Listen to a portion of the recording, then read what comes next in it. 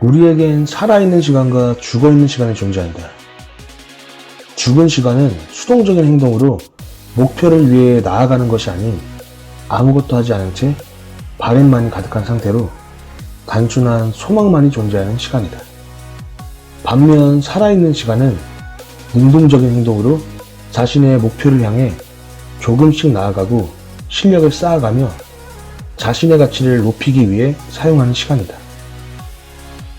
루올츠 감독이 가장 후회한다고 말한 그 상태를 유지하려고 했던 시간은 살아있는 시간이 아닌 죽어있는 시간이라고 말할 수 있으며, 의미 없이 보내는 출퇴근 시간이 여기에 속한다. 당신은 당장의 성과는 나타나지 않더라도 조금씩 자신을 성장시킬 수 있는 일의 비중을 높여가며 살아가야 한다. 그렇다고 무조건 당신만의 시간을 늘려가라는 것이 아니다. 자신과의 약속을 지키다 편에서 말한 것처럼 우리는 약속된 사회에 살고 있다. 그리고 그 시간은 우리가 현실을 살아가는데 대단히 중요한 부분이며 없어서는 안 될 시간이다. 사회생활을 하는 직장에서의 시간은 업무 능력을 위해, 학생이라면 성적과 미래를 위한 시간으로 사용해야 한다는 말이다. 무턱대고 컴퓨터나 핸드폰을 들여다보며 시간을 낭비하지 말라는 얘기다.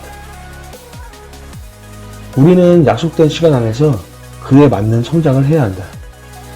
남아프리카 첫 번째 흑인 대통령이었던 넬슨 만델라는 항쟁 시절 흑인 인권운동에 가담하다 27년간 옥살이를 했다.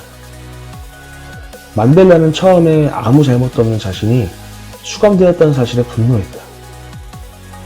열악한 환경과 억울함으로 면회를 오는 변호사에게 여긴 지옥이라며 울분을 터뜨리기도 했다. 하지만 분노에 가득 차 있고 억울함을 호소한다고 해서 감옥의 환경은 바뀌지 않았다.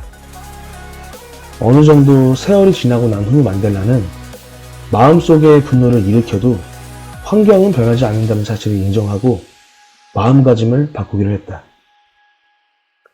감옥에서 묘목을 구해 나무를 심고 채소밭을 가꾸며 좁은 방 안에서 규칙적인 운동과 감사하는 마음을 통해 긍정적인 마음가짐을 유지하기 위해 애쓴 것이다. 그가 27년간의 감옥살이를 마치고 나왔을 때 많은 사람들은 그가 허약하고 초라한 모습으로 나올 것이라고 생각했다. 하지만 예상을 깨고 패기 있고 자신감 있는 모습으로 수용소를 나온 것이다. 당시 그의 나이는 70이 넘는 노령이었다. 한 기자가 어떻게 이렇게 건강한 모습으로 추록할 수 있었냐고 묻자 그는 말했다. 나는 감옥에서도 항상 하나님께 감사했습니다. 하늘을 보며 감사했고 강제 노동을 하며 감사했고 모든 부분에서 감사했기에 건강을 지킬 수 있었습니다. 그는 마음가짐의 변화를 통해 지옥 같은 수감 생활을 자신의 그릇을 키우는 시간으로 사용했고, 그로 인해 변화되지 않던 지옥 같은 감옥 생활을 천국으로 바꿀 수 있었다. 외부의 환경을 바꾸는 대신 내부의 환경을 바꿈으로써 변화를 가져왔고 더욱더 성장할 수 있었던 것이다. 이처럼 현재 우리가 어떠한 환경에 놓여있든 언제든 당신의 시간을 살아있는 시간으로 만들 수 있다. 지금 당신에게 놓여있는 환경이 지옥 혹은 감옥 같을 수 있다. F학점으로 내년에 한 강의를 더 보내야 할 수도 있고, 결혼 생활에 이혼이라는 위기가 있을 수도 있다. 혹은 당신의 실수로 인해 회사에 막대한 손해를 입히고 있을 수도 있다. 이 일에 대한 결과는 당신이 자초한 결과일 수도 있으며 외부 환경 때문일 수도 있다. 이렇게 우리는 언제든 죽은 시간을 보낼 수 있다. 하지만 이 결과는 이제 우리가 어떻게 생각하고 활용하느냐에 따라 언제든지 살아있는 시간으로 만들 수 있다는 것이다. 후회와 신세한탄으로 상황을 더 나쁘게 만들지 마라. 당신의 마음가짐과 주어진 환경에서 활용할 무언가를 만들고 좋은 방향으로 나아가라. 지금 당신은 어떠한 약속 시간에 있는가?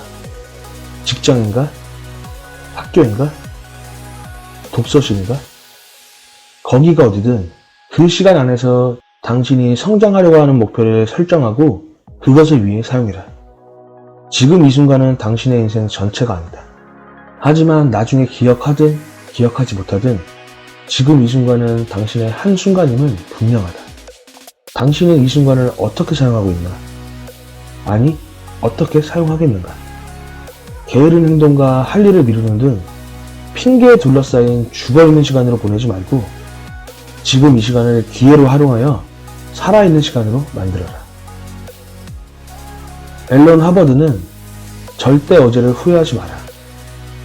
인생은 오늘의 나 안에 있고 내일은 스스로 만드는 것이다. 라고 했습니다. 어제의 후회를 없애는 방법은 오늘을 활용하는 것입니다. 내일의 미래를 만드는 방법 또한 오늘을 활용하는 것입니다.